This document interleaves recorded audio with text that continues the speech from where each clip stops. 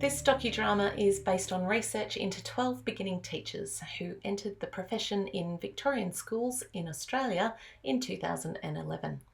In the initial research, I used performed research as a method to investigate these beginning teachers' work and lives throughout their first year of teaching.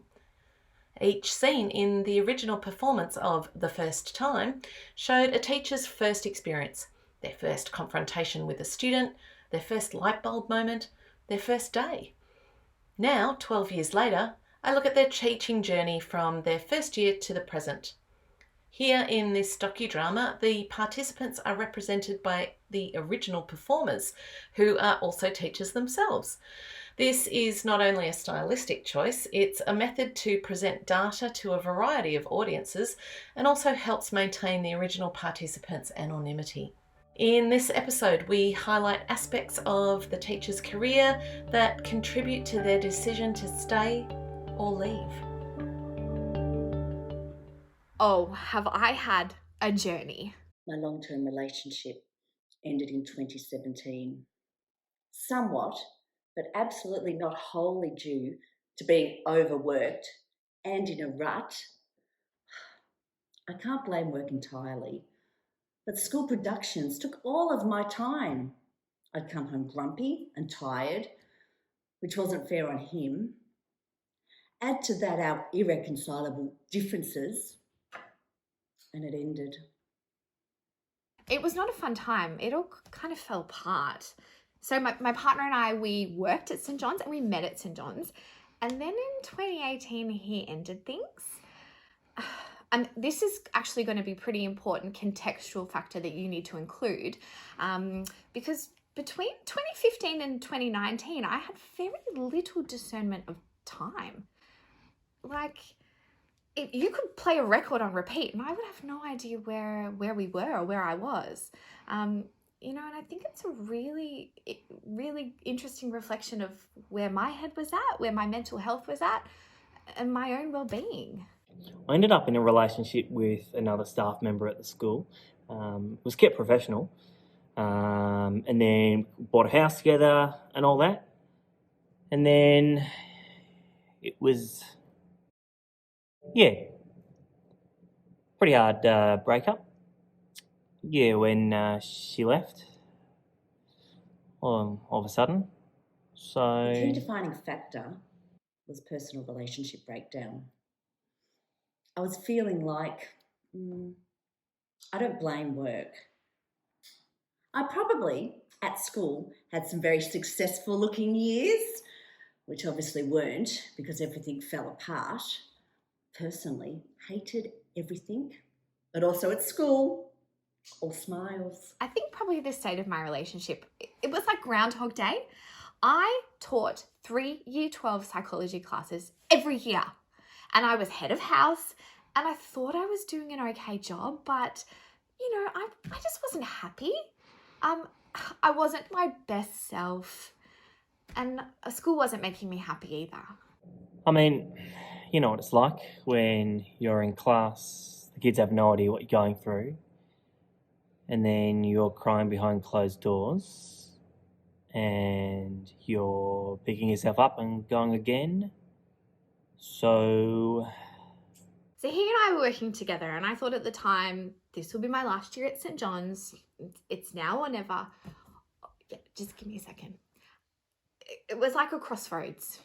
It was December, I had turned 30, and I had been at St. John's I got my 10-year service award that year, and so did he, and we'd broken up, and I had to collect his. Those hilarious things that aren't so hilarious at the time, but in hindsight. My principal was very supportive of me going off and trying new things. So early on in 2018, while I was still trying to find myself and work out what am I going to do with my life, I applied for leave without pay for 2019. And I don't know if it was because the light was at the end of the tunnel, but 2018 turned out to be the best year of my life and career. I mean, obviously, I still had some ups and downs, but I had far more ups. she left the school at the end of the year, and then the breakup happened in the very start of the next year. But I inherited half the class. Yeah, it was really hard, and because we had a dog together, like a beautiful Rottweiler that used to come into school frequently, the kids knew. Yeah, it was it's pretty hard having half the families the next year. I was having a few challenges with other staff members and it all just fell to pieces. And it was the end of the year that the relationship officially ended. We separated, and it turned out to be the best thing ever. But then I met my new partner and we're still together. It's actually our 3-year anniversary next week, which is lovely. That was back then, but now I'm happily married at the end of last year. Yeah, so it's all come full circle. But yeah, it's a pretty hard period in the middle. Yeah.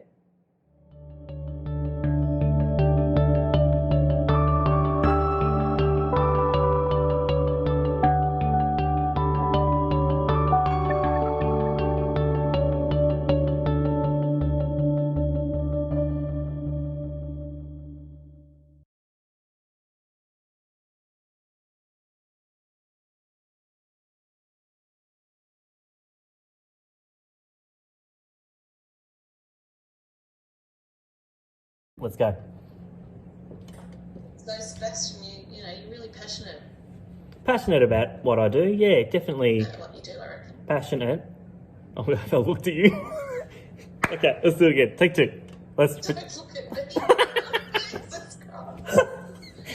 Which wasn't fair on him. Add to that our irascible. Oh, So close. You were right there at the end. I was. Doesn't matter. Oh, Doesn't matter. It was not a fun time. Fly just went straight past. Like literally right past your face. Oh my God, get out. Where is it? There. Oh, get out. Oh, Locked into Pete's room. Yeah. That'll be fun later for Pete to find. Oh, stupid thing. Just went straight past. Okay, here we go. That's my blooper.